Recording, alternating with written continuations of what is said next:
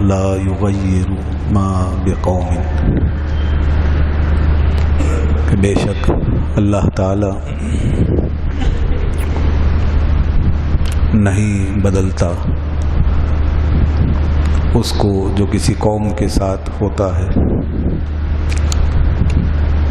یعنی کسی قوم کو تبدیل نہیں کرتا، حتی یغیروا ما بانفسہم، یہاں تک کہ وہ بدل دیں، جب تک وہ نہ بدلیں اس کو جو ان کے اپنے ساتھ ہے، ان کی ذاتوں کے ساتھ ہے، ان کے معاملات سے جڑا ہوا ہے، ان کے اندر بسا ہوا ہے اور ان کے ساتھ چمٹا ہوا ہے۔ تو وہ جب تک اس ساری چیزوں کو نہیں بدل دیں گے، جب تک اس اپنے متعلقات میں تبدیلی نہیں لائیں گے، اپنی اٹیچمنٹ میں تبدیلی نہیں لائیں گے، اپنی نیتوں میں اور اپنی اغراض میں جب تک تبدیلی نہیں لائیں گے، اور جب تک اپنے حقیقی فائدے اور نقصان کو نہیں سمجھیں گے، تو اس وقت تک اللہ تعالیٰ ان کے اندر تبدیلی پیدا نہیں فرمائے گا اور ان کے اندر انقلاب نہیں آئے گا۔ تو ما بقوم یعنی قوم میں تبدیلی اور انقلاب یہ اس وقت آ سکتا ہے اس آیت کی روح سے جب ما بانفسہم میں تبدیلی واقع ہو، جب ما بانفسہم چینج ہوگا تو ما بقوم تبدیل ہو جائے گا۔ جب وہ چیز جو ہمارے ساتھ ہے جب وہ تبدیل ہوگی تو پھر سب کچھ تبدیل ہوگا، جو ہم چاہیں گے وہ ہمیں نظر آئے گا، اور جو ہمارے پاس نہیں ہے وہ ہمارے پاس آ جائے گا، اور جہاں ہم نہیں ہیں وہاں ہم پہنچ جائیں گے۔ تو جب تک موجود سے اپنے تعلق کو درست نہیں کریں گے غیر موجود کو نہیں پا سکیں گے، اور جب تک موجود کو چھوڑیں گے نہیں اس وقت تک غیر موجود تک رسائی نہیں ہو سکتی۔ یہ اللہ کا اصول ہے، اس کا نظام ہے۔ اس آیت میں اس نے اپنے اس نظام کو بیان کیا ہے، اپنے اس اصول کو بیان فرما دیا ہے۔ یہی نظام اس کی کائنات میں، اس کی اس دنیا میں، اس عالم طبعی میں کار فرما ہے، اور یہی نظام وہ ہماری عملی زندگی میں قائم ہوتا ہوا دیکھنا چاہتا ہے۔ تبدیلی، جب تک ایک چیز تبدیل نہیں ہوگی دوسری چیز پیدا نہیں ہوگی۔ ایک کہ جب تک صورت شکل بدلے گی نہیں، چینج نہیں آئے گا یا وہ فنا نہیں ہوگی تو کوئی دوسری چیز حاصل نہیں ہو سکتی۔ یہ اس کی دنیا میں اسی طرح سلسلہ چل رہا ہے۔ تو ہم سے بھی اس نے یہی فرمایا کہ تم اپنی جو اسٹیٹ آف بینگ ہے اس کو چینج کر لو، تم اپنی جو موجودہ پوزیشن ہے اس کو چینج کر لو، تم ابھی تمہاری جو ترجیح ہے اس کو بدل دو، اپنی انٹینشن کو بدل دو، اپنی پرائیورٹی کو بدل دو، تمہارے جو نفس کے قریب ہے اس پہ غور کرو۔ تو انسان جب اتنا کلوز ہو کر اپنا مشاہدہ کرے گا اور اپنا جائزہ لے گا تب چینج آئے گا، اور جب تک وہ اتنا کلوز ہو کے اپنے آپ کو نہیں دیکھے گا، جب تک وہ اللہ تعالیٰ کی دی ہوئی اس خودبین سے اپنے آپ کو نہیں دیکھے گا تو اس وقت تک کوئی تبدیلی نہیں آ سکتی۔ تبدیلی کے خواب دیکھے جا سکتے ہیں، ترقی کے خواب دیکھے جا سکتے ہیں، اس کے نعرے لگ سکتے ہیں، اس کی باتیں ہو سکتی، تبدیلی نہیں آتی۔ اسی چیز کا دوسرا نام ہے قربانی۔ قربانی دراصل ایک حالت سے دوسری حالت میں جانے کا نام ہے، ایک چیز کو چھوڑنا، ترک کرنا۔ آپ کے سامنے ایک مقصد ہے، ایک بڑا مقصد. اس مقصد کو پانے کے لیے آپ کی راہ میں کچھ چیزیں حائل ہیں. جو چیزیں حائل ہیں وہ مختلف قسم کی ہیں، اور ان چیزوں کے ساتھ آپ کا اٹیچمنٹ ہے اصل میں، اس لیے وہ حائل ہیں. تو اس لیے جب وہ حائل ہیں تو ان سے کس طرح بچ کے نکلنا ہے، ان کو کس طرح بائی پاس کرنا ہے، ان کو کس طریقے سے اپنے سے دور کرنا ہے. اس میں سے کچھ وہ ہیں جو ظاہر میں بھی آپ سے دور ہونی چاہیے اور باطن میں بھی دور ہونی چاہیے. کچھ وہ ہیں جو کم از کم آپ کے باطن میں آپ سے دور ہونی چاہیے، آپ کے ظاہر میں چاہے ان کی ضرورت ہے، تو اس لیے کم از کم آپ کی اٹیچمنٹ ان سے نہیں ہونی چاہیے. تو اس حد تک ان سے علیحدگی کہ آپ کا مقصد آپ کے لیے قابل حصول ہو، ممکن الحصول ہو. تو جب آدمی اپنی اس کیفیت کو بدل رہا ہوگا اور اپنے مفادات کو، ضرورتوں کو، خواہشوں کو ترک کر رہا ہوگا تو یہی قربانی ہے. اس میں آدمی کو کچھ چھوڑنا پڑتا ہے، مٹانا پڑتا ہے.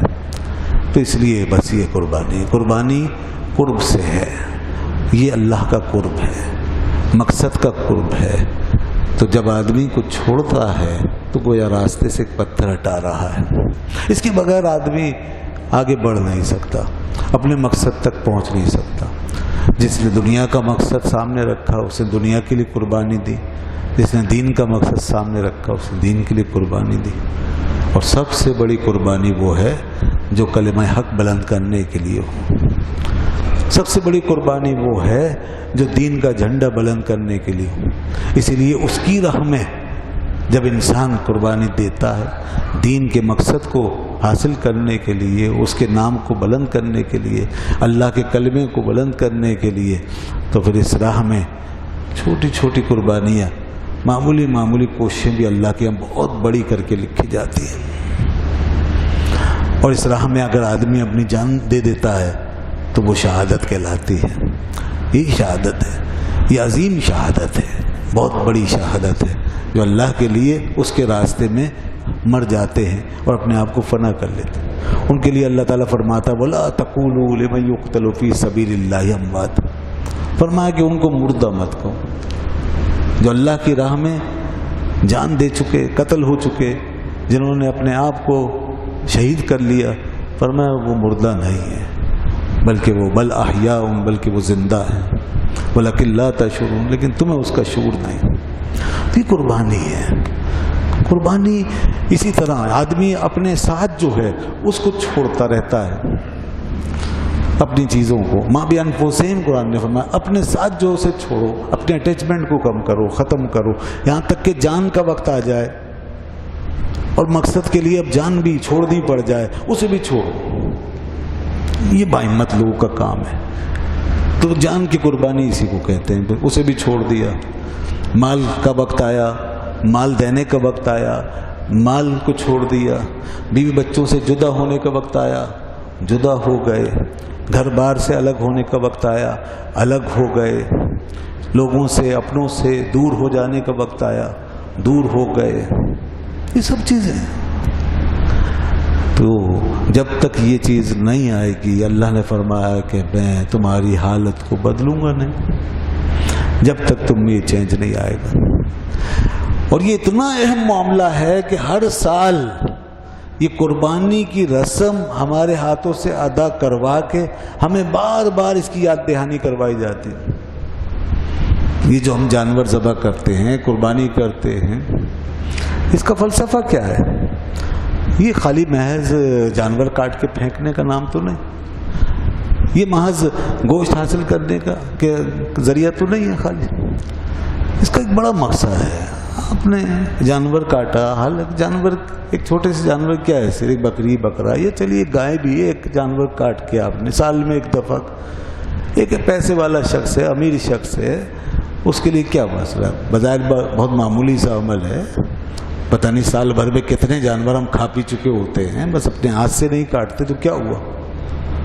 دسیوں بیسیوں کھا جاتے ہیں پورے سال میں، نہیں سال میں ایک دفعہ اس طرح جب قربانی کے نام سے آپ کر رہے ہوتے ہیں، قربانی جب دے رہے ہوتے ہیں، تو اس کے پیچھے دراصل آپ کے اندر سینس آف سیکریفائسنگ پیدا کرنا ہے، آپ کے اندر سینس آف ڈیووشن پیدا کرنا ہے، سینس آف ڈیڈیکیشن پیدا کرنا ہے، آپ کو وابستہ کرنا ہے کسی اور چیز سے۔ یہ قربانی ہے۔ قربانی کا مطلب یہ ہے کہ آپ کی وابستگیاں جو غلط ہیں، کہیں اور جڑی ہوئی ہیں، وہ چینج ہوں، اس سے آپ الگ ہوں۔ یہ قربانی کی روح اندر داخل ہو جائے۔ اور جانور کو اسی لیے کہا گیا کہ زیادہ زیادہ خوبصورت، مہنگا، خوبصورت، اچھا، فربا، اور سب سے اچھا وہ جو آپ کے گھر میں پلا ہو، جس کو آپ نے پالا۔ کیوں یہ زیادہ اہم ہو گیا؟ اس لیے کہ آپ اس جانور سے زیادہ مانوس ہو گئے،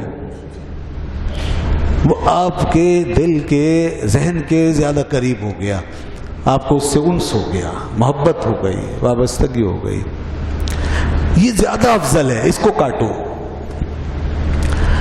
اور اس کو کاٹ کے پھر یہ سمجھو اور اس پہ غور کرو۔ وہ اللہ تعالیٰ بتانا یہ چاہتا ہے اور سمجھانا یہ چاہتا ہے کہ اس وابستہ دل و جان سے وابستہ ہو جانے والے جانور کو جب تم اپنے ہاتھ سے کاٹو گے تو یہاں سے تمہیں اپنی وابستگیوں کے بارے میں غور کرنا ہوگا کہ دیکھو ہماری کوئی وابستگی حقیقی نہیں ہے، ہماری کوئی وابستگی کسی فائدے کی چیز، کوئی فائدے کی چیز نہیں ہے، ہماری اپنی ترجیحات کوئی اہمیت نہیں رکھتی ہیں، ہمارے اپنے تعلقات، اپنی کمٹمنٹس، ہماری اپنی اٹیچمنٹس، اس کی کوئی اہمیت نہیں ہے، بلکہ ہمیں اس سے بلند ہونا پڑے گا۔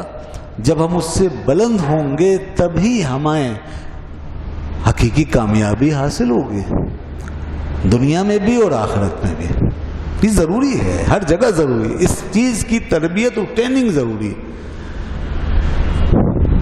اگر انسان اپنی ذات اور اپنے معاملات سے اتنا وابستہ ہے کہ اسے اس کے سوا کوئی چیز نظر ہی نہیں آتی، یہی اس کے لیے سب سے زیادہ مقدس چیز ہے، یہی رشتہ اس کے لیے سب سے بڑا اینگل ہے، یہی واحد زاویہ اس کے پاس ہے ہر چیز کو دیکھنے کا، یہی واحد اصول و پیمانہ ہے اس کے ہر چیز کو ناپنے اور تولنے کا۔ تو پھر اس انسان کو کامیابی اور کامرانی کا لفظ اپنی لغت سے نکال دینا چاہیے، اسے کسی بڑے مقصد کی تمنا کو بھلا دینا چاہیے۔ اگر پوری قوم کا یہ حال ہو جائے کہ اپنے کپڑے لٹھے سے، اپنی ذات سے، اپنے رنگ روپ سے، اپنے حسن و جمال سے، اپنے مال و دولت سے، اپنے گھر بار اور اپنے کنبے سے اتنا پیار کرنے لگے کہ اس سے علیحدہ ہونے کا تصور بھی نہ رہے اس کے پاس، تو ایسی قوم دنیا میں کچھ بھی نہیں کر سکتی،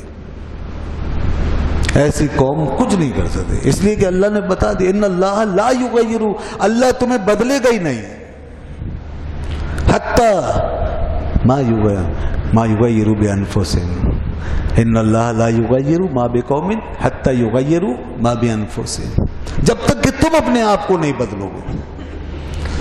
تو یہ بدلنا ہے، یہ بڑا اہم معاملہ ہے۔ ہم بدلنے کا مطلب سمجھتے ہیں کہ خالی نماز ادا کر لی بدل گئے، ہم بدلنے کا مطلب سمجھتے ہیں روزہ رکھ لیا رمضان کا بدل گئے، ہم سمجھتے ہیں صرف ایک تسبیح روزانہ پھیر لی بدل گئے، اسلام کے ارکان پر بس رسمی طور پہ عمل کر لیا ہم سمجھے کہ بدل گئے۔ نہیں، بدلنا حقیقت میں اس وقت ہوگا جب قربانی انسان دے رہا ہوگا، اس وقت ہوگا۔ قربانی کے بعد ہی بدلنا ہوتا ہے، اور جہاں قربانی نہیں وہاں بدلنا بھی نہیں۔ اور قربانی کا مطلب ہے اپنی اسٹیٹ آف بینگ کو بدلو، اپنی موجودہ حالت کو بدلو، اپنی موجودہ اٹیچمنٹ کو بدلو، جس سطح اور جس لیول پر ہو اس سطح اس لیول سے آگے بڑھو، یہ بدلنا ہے، چاہے نماز میں ہو، چاہے روزے میں ہو، چاہے کسی بھی حالت میں ہو، جس سطح اور لیول پر ہیں اس سے آگے بڑھے۔ مثال کے طور پر ہم نے نماز صرف ظاہری طور پہ پڑھی، ہم جب تک اس ظاہر سے باطن کی طرف نہیں بڑھیں گے ہماری نماز ہمیں کچھ بھی نہیں دے پائے گی اور ہم میں کوئی تبدیلی نہیں آ پائے گی. بالآخر یہ نماز ہماری ایک روٹین اور عادت بن جائے گی. اتنا تو ہوگا بس کہ فرض ادا ہو گیا، فرض ادا ہو گیا، ذمے سے فرض ساقط ہو گیا. لیکن وہ جو اللہ فرماتا ہے ان اللہ لا یغیر، چینج کب آئے گا؟ چینج جب آئے گا اسی نماز سے، جب یہ نماز ظاہر سے گزر کے، جسم سے گزر کے ذہن میں جائے گی. چینج اس وقت آئے گا کہ جب یہ نماز ذہن سے گزر کر دل میں جائے گی. چینج اس وقت آئے گا جب یہ ہمارے شعور، لاشعور اور ہمارے پورے من کے اندر داخل ہو جائے گی، اور اس وقت جب یہ ہمارے اندر سے ادا ہو رہی ہوگی ظاہر کے ساتھ ساتھ، وہ چینج آنا شروع ہو جائے گا. تو انسان ہمیشہ ایک حالت پر آتا ہے، پھر اس کے اوپر وہ مستقل ہو جاتا ہے. انسان کی فطرت ہے، ایک چیز کا عادی ہو جاتا ہے، اس پہ ٹھہر جاتا ہے، اس میں جمود آ جاتا ہے، ٹھہراؤ آ جاتا ہے. پھر یہ چینج اس کے لیے ذرا مشکل کام ہوتا ہے. ایک حالت پہ رہنا آسان ہے، ایک ہی انداز سے نماز پڑھتے رہنا یہ بہت آسان ہو جاتا ہے. ایک ہی انداز سے روزے رکھتے رہنا آسان ہو جاتا ہے. ایک ہی انداز سے روزانہ ایک کام کرتے رہنا آسان ہو جاتا ہے، عادت میں ڈھل جاتا ہے. اس کی مشقت نہیں رہتی، اس کی تکلیف نہیں رہتی. مگر انسان اگر اس طرح کسی روٹین کا پابند ہو جائے اور ایک ہی حالت کے پنجرے میں بند ہو جائے تو پھر اس میں چینج نہیں آئے گا، تبدیلی نہیں آئے گی، انقلاب نہیں آئے گا. اللہ تعالیٰ یہ چاہتا ہے جس حالت پہ تم پہنچے ہو اس کو پھر چینج کرو. ما بانفسہم، اب جو تمہارے ساتھ ہے اس کو پھر چینج کرو. اس لیے کہ جس حالت پہ پہنچے ہو اس میں نفس نے اپنی جگہ بنا لی، خواہش نے اپنی جگہ بنا لی ہے، ارادوں نے اپنی جگہ بنا لی ہے. اس کے اندر یہ نفس بہت خاموشی سے اپنی کمینگاہ بنا کے بیٹھ جاتا ہے اور اس حالت سے محظوظ ہونا شروع ہو جاتا ہے، وہیں سے اپنی خوراک لینا شروع کر دیتا ہے. لیکن جب انسان اس جگہ کو چھوڑ کے آگے جاتا ہے تو نفس پھر ویران ہو جاتا ہے، خواہشیں پھر تتر بتر ہو جاتی ہے. پھر انسان جب آگے جاتا ہے تو پھر اس نفس کو وہاں اپنی جگہ نہیں ملتی. ایک شخص روٹین کے مطابق چل رہا تھا، تن آسانی تھی، سہولت تھی، سکون تھا، اسی طرح چلتے رہے. لیکن جب چینج آیا تو ایک دم سے پھر یعنی ایک انسان نے سوچا کہ میں جو نماز ادا کر رہا ہوں یہ نماز تو میری صرف ایک ظاہری نماز ادا ہو رہی ہے، کیوں نہ میں پورے خشوع و خضوع سے کھڑا ہوں، اس طرح کھڑا ہوں کہ مجھے رونا بھی آئے، اس طرح اللہ کو سجدہ کروں کہ مجھے اس کی یاد بھی آئے. میں تڑپ کیوں نہیں جاتا؟ جب یہ سوچنے لگے گا تو یہیں سے ایک چینج آ جائے گا. یہی قربانی ہے. آپ نے گویا اسٹیٹ آف بینگ کو چھوڑ دیا، موجودہ حالت کو ترک کیا اور اس سے آپ اب آگے بڑھے. جب آگے بڑھے تو آپ نے ایک مشقت، ایک تکلیف اٹھائیں گے. آپ اپنی موجودہ حالت سے عدم اطمینان کا اظہار کریں گے. اب تک مطمئن تھے، اب کہیں گے نہیں، کچھ بھی نہیں کیا میں نے تو. یہ کیا حالت ہوئی، یہ کیا نماز ہوئی، یہ کیا عبادت ہوئی جو میں ادا کر رہا ہوں، کچھ بھی نہیں ہے، میں تو غافل ہوں. یہ عدم اطمینان کا صدمہ آپ کو اٹھانا پڑے گا. اور اس کے بعد پھر آپ آگے اگلے مرحلے میں کھڑے ہونے کے لیے پھر ایک جد و جہد، پھر ایک مشقت. گویا کہ جتنے نمبر حاصل کیے تھے سب زیرو ہو گئے. اگلے مرحلے میں پھر سفر زیرو سے شروع ہوا. اب خشوع خضوع میں داخل ہوئے تو پتہ چلا پیچھے جو کچھ تھا وہ سب مائنس ہو گیا، کچھ بھی نہیں کیا. انسان اسی طرح اپنے ہر اگلے مرحلے میں پچھلی ساری کوشش اور کاوش کو مائنس کرتا چلا جائے، مٹاتا چلا جائے، نظر انداز کرتا رہے، بھلاتا رہے. اس کو کسی کاؤنٹ میں نہ لائیں، کسی گنتی میں نہ لائیں. بس سمجھ لیں کچھ ہوا ہی نہیں، میں تو آج سے شروع کر رہا ہوں. پھر اس میں جس میں گئے ہیں آج کی تاریخ میں جس حالت میں پہنچے ہیں، پھر کچھ دنوں کے بعد اس کو بھی مائنس کر دیں. بس یہی ہے قربانی، یہی ہے ترقی، یہی ہے عروج۔ جہاں ہم ٹھہر گئے وہاں جم جائیں گے، ٹھوس ہو جائیں گے، منجمد ہو جائیں گے، وہیں پر ہی ہمارے اندر رکے ہوئے ٹھہرے ہوئے پانی کی طرح سڑان پیدا ہو جاتی ہے۔ ٹھہری ہوئی حالت بہت خطرناک ہے۔ اسلام ٹھہری ہوئی حالت کو پسند نہیں کرتا۔ ٹھہری ہوئی حالت نہ ہو، آگے بڑھنے کی تمنا ہو، ہر وقت محاسبہ ہو۔ سابقہ اپنی تمام محنت، قد و کاوش اور تمام کامیابیوں کو ہمیشہ مذمت کی نگاہ سے دیکھیں، ان کو مائنس کر کے دیکھیں، ان کو ناکامی کی شکل میں دیکھیں، ان کو اپنا فیلئر سمجھیں اور سمجھیں کہ ابھی کامیابی آگے ہے۔ گزر جا عقل سے آگے کہ نور چراغ راہ منزل نہیں ہے، ابھی عشق کے امتحان اور بھی ہیں، ستاروں سے آگے جہاں اور بھی ہیں۔ تو جو قوم آگے بڑھتی رہتی ہے وہ سڑتی نہیں ہے، وہ بدبودار نہیں ہوتی، وہ گندگی کا ڈھیر نہیں بنتی، اس سے تعفن نہیں پھوٹتا۔ جو شخص یا قوم ٹھہر جاتی ہے اس سے سڑان پیدا ہوتی ہے۔ سڑان کیا؟ انا کا سلسلہ، اپنی ایگو کا، اپنی خود پرستی کا، خود بینی کا سلسلہ وہیں سے شروع ہوتا ہے جہاں ٹھہر جاتے ہیں۔ یہی خطرناک قسم کی سڑان ہے۔ اسی کے بعد پھر تکبر ہے، اسی کے بعد پھر حسد ہے، پھر جلد ہے، پھر دوسروں سے نفرت ہے، اپنی ذات سے محبت ہے۔ اس لیے یاد رکھیے قربانی ہمیں ایک مسلسل بہاؤ کے اندر رکھنا چاہتی ہے۔ قربانی یہ درس دیتی ہے کہ اپنی موجودہ سچویشن کو ترک کرو، اپنے موجودہ خواہش کو قتل کر دو، اپنی موجودہ حالت کو مٹا دو، اور مٹا کے اس موجودہ صورت کو، اپنی موجودہ حالت کو، موجودہ شکل کو، اس کو مٹا کے نئی صورت اور نئی شکل پیدا کرو، نیا وقت اور نیا لمحہ پیدا کرو۔ ہمارے لیے ہر وقت اس چیز کا حکم ہے، اور اللہ تعالیٰ نے اپنے حبیب کے لیے فرمایا وَلَلْآخِرَةُ خَيْرٌ لَكَ مِنَ الْأُولَىٰ، اے پیارے آپ کی تو شان یہ ہے کہ آپ کی ہر آنے والی گھڑی خود بخود پچھلی سے بہتر ہی ہوگی۔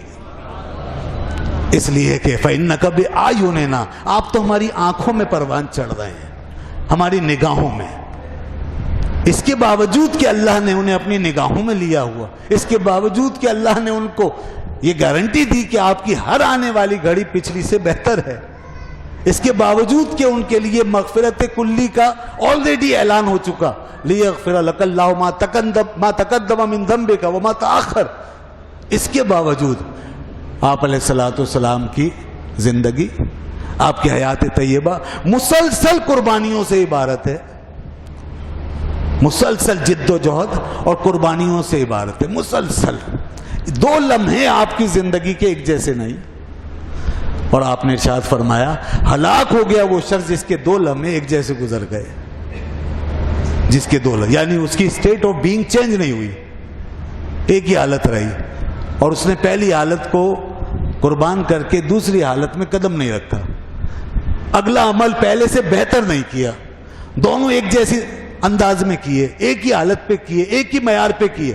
ایک معیار پہ رہنا فرمایا ہلاکت ہے، اور جس کا معیار گر رہا ہو، جس فرد یا قوم کا معیار ہی گر رہا ہو، جو 70 سال پہلے یا 100 سال پہلے ایک قوم نظر آتی ہو، جس کے اندر ایک جذبہ نظر آتا ہو، جو بڑی سے بڑی قربانی دینے کے لیے اکٹھی ہو گئی ہو، اور اس نے ایک ناممکن کام کو ممکن بنا دیا ہو، دو بڑی بڑی طاقتوں کے بیچ میں سے اس نے ان کے پنجوں سے ایک آزادی، خود مختاری، ایک ملک، ایک ریاست اس طرح کھینچ لی ہو کہ جس کا حاصل کرنا ممکن کیا نہ بالکل ناممکن نظر آتا تھا، آسان بھی نہیں تھا، ممکن بھی نہیں تھا، بہت مشکل کیا ناممکن تھا۔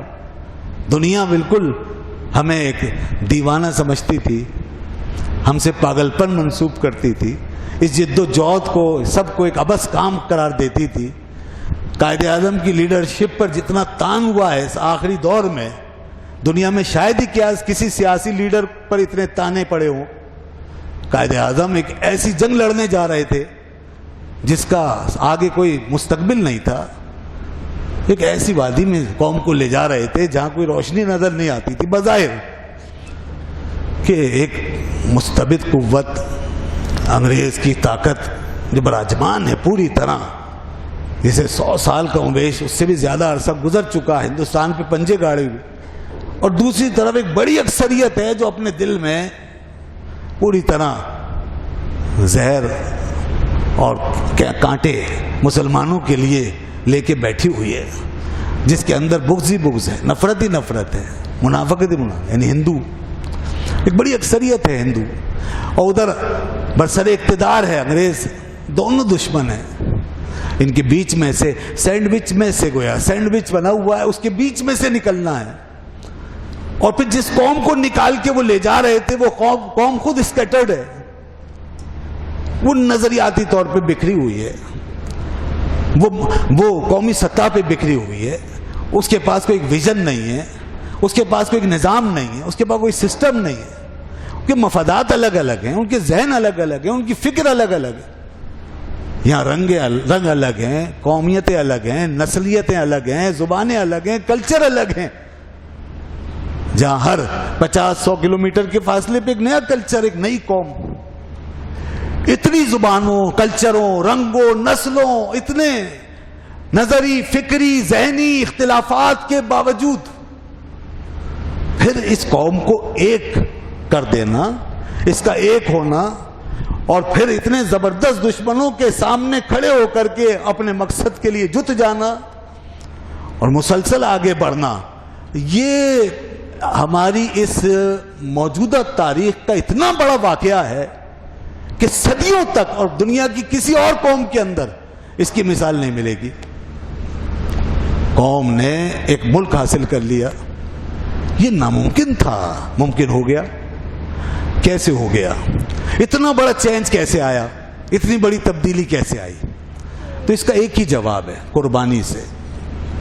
قربانی دی لوگوں نے، لوگ ڈٹ گئے، ہم اپنی موجودہ سچویشن پر نہیں رہیں گے، ہم اس موجودہ حالت پر نہیں رہیں گے۔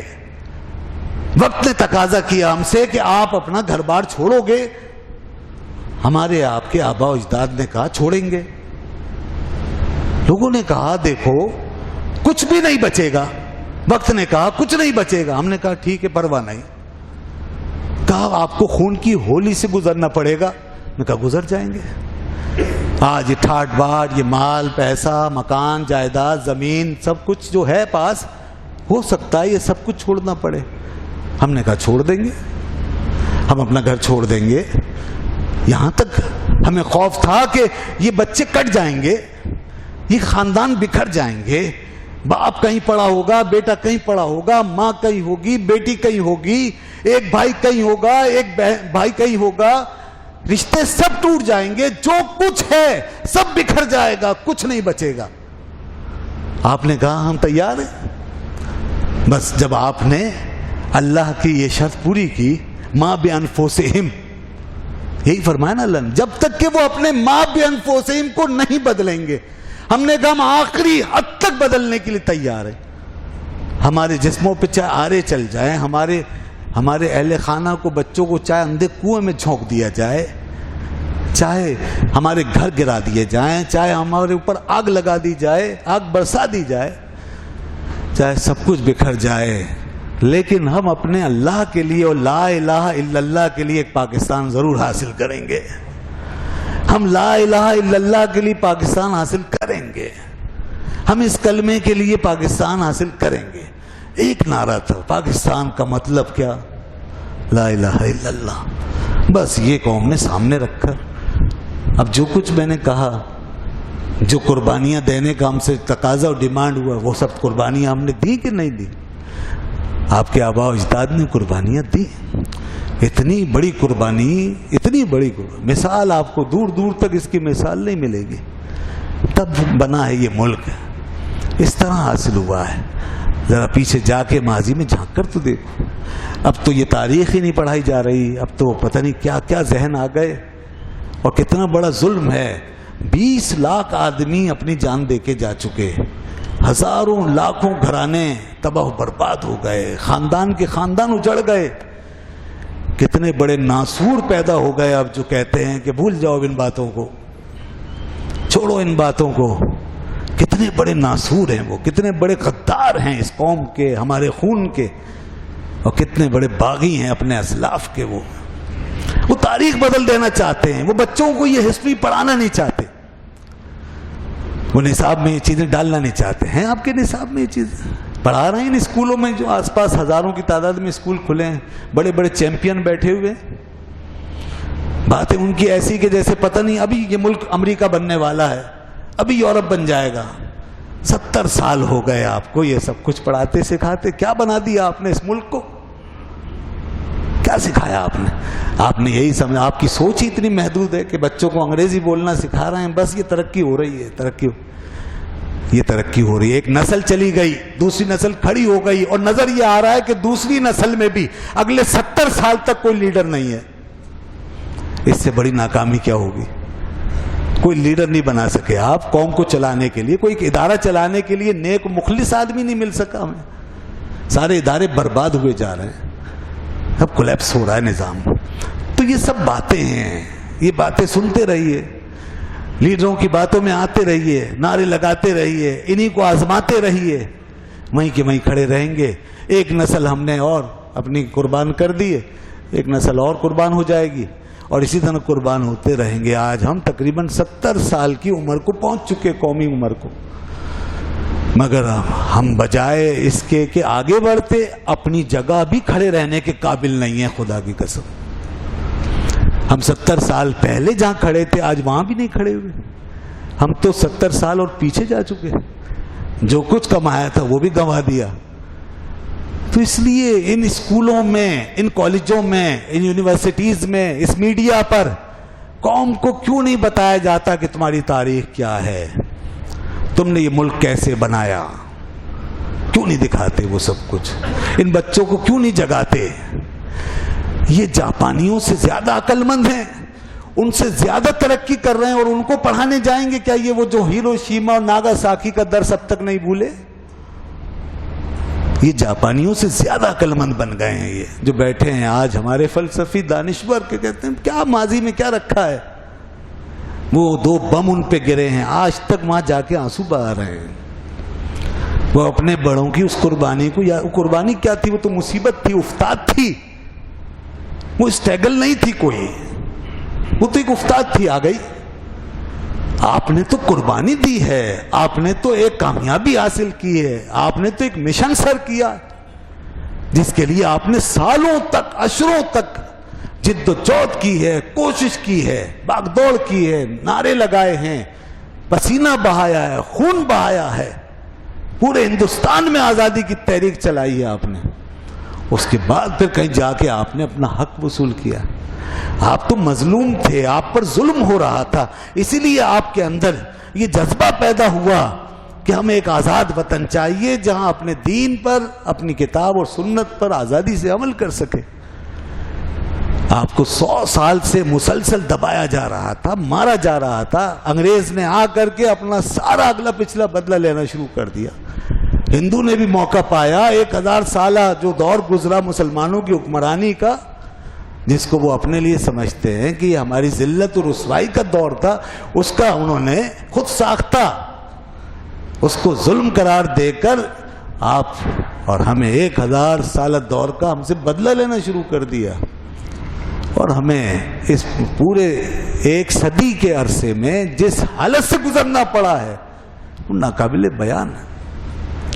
کتنے بڑے بڑے لیڈر آئے، انہوں نے پہلے یہی سوچا کہ اختلاف میں ہمارا نقصان ہے، تقسیم میں نقصان ہے، ہمیں مل کے ہندوستان کی آواز اٹھانی ہوگی، متحدہ ہندوستان بنانا ہوگا، اور جو ہم پر قابض غیر مسلم قوتیں ہیں، غیر ملکی قوتیں، ان کو نکال کے باہر کرنا ہوگا۔ سر سید کا یہی مشن تھا۔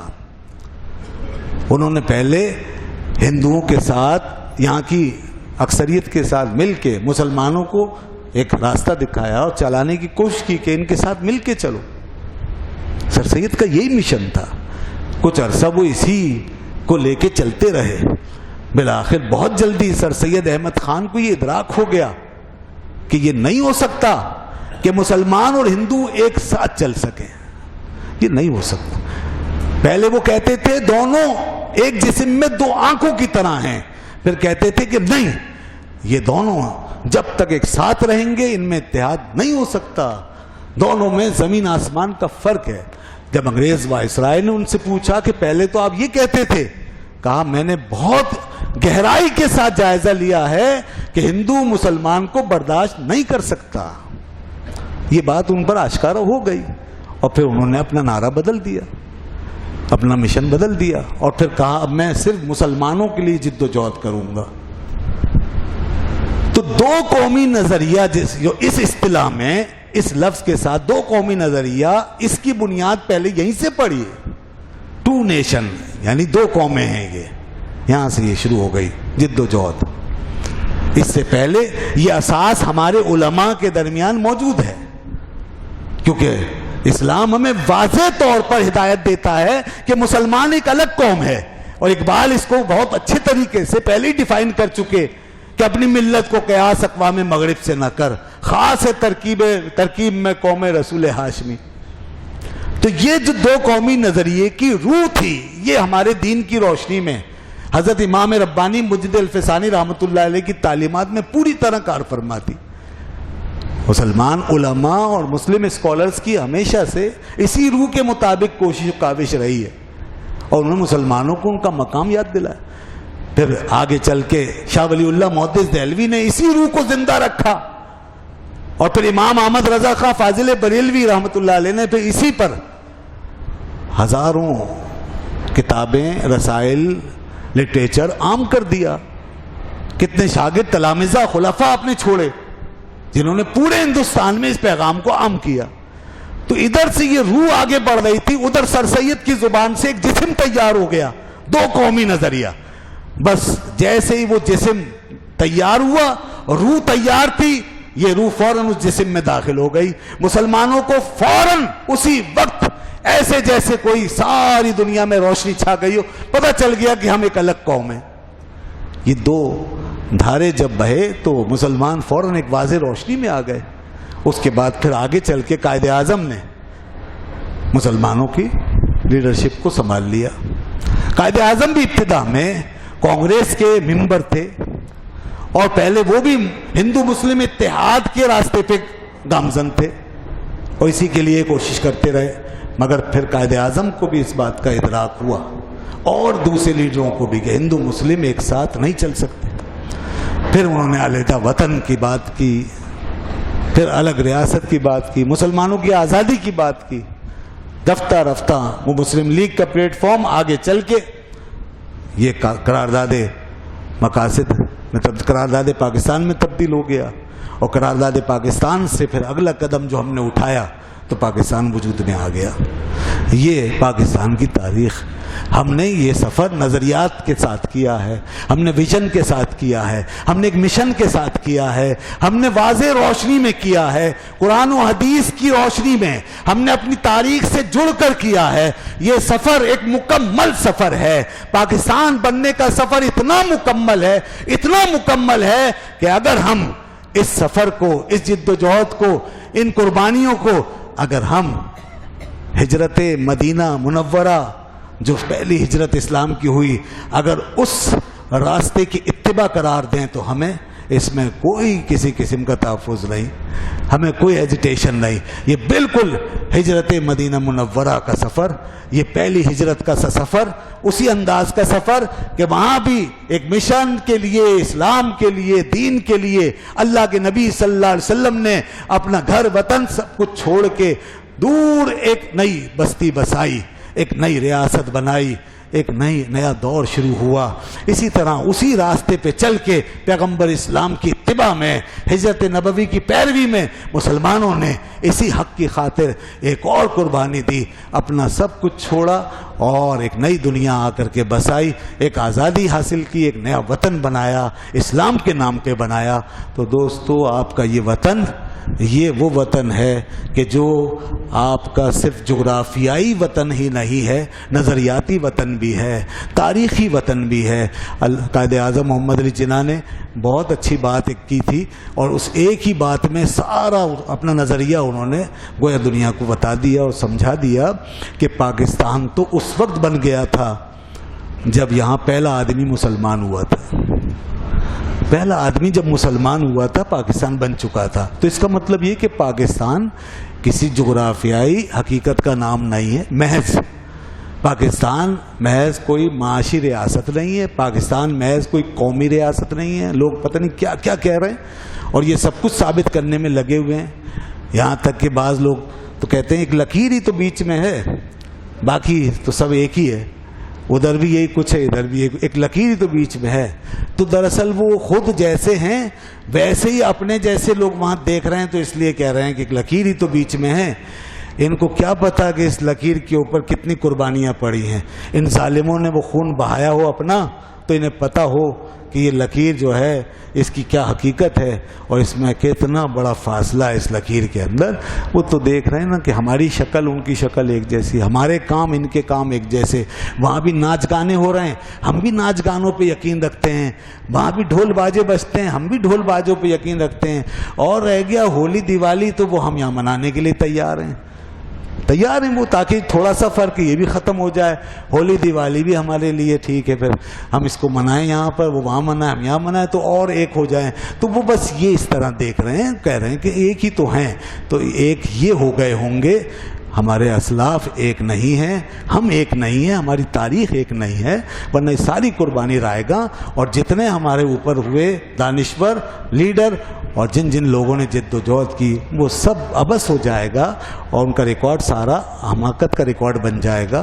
تو یہ اتنے بڑے بیوقوف اب پیدا ہو گئے کہ ساری تاریخ کو حماقت قرار دے رہے ہیں اور سارا کچھ بیکار سمجھ رہے ہیں۔ اصل میں یہی لوگ ہیں جو بیکار ہیں، یہی ہیں جو ہمارے بیچ میں ہیں، جنہوں نے کہ ہمیں اپنی تاریخ سے دور کر دیا اور ہمیں آج اس ذلت و خواری سے دوچار کر دیا ہے، اور آج مسلمان تباہ ہو رہا ہے، پاکستان تباہی و زوال کی طرف جا رہا ہے۔ ہمیں چاہیے کہ ہم اپنے بچوں کو تاریخ پڑھائیں، ان کو پاکستانی بنائیں، ان کو اپنے اسلاف کی تاریخ یاد دلائیں، قربانیاں یاد دلائیں، اور اپنی قوم مسلم کا جو اعزاز ہے وہ بتائیں کہ یہ قوم مسلم کس فخر و اعزاز کے ساتھ متصف ہے، اور اس کا امتیاز کیا ہے، اس کی شناخت کیا ہے۔ خاص ہے ترکیب میں قوم رسول ہاشمی، یہ قوم کس لیے وجود میں آئی ہے، یہ ملک کس لیے حاصل کیا گیا ہے، یہ نعرہ ہمیں بلند کرنے کی ضرورت ہے، اس تشخص کو اجاگر کرنے کی ضرورت ہے۔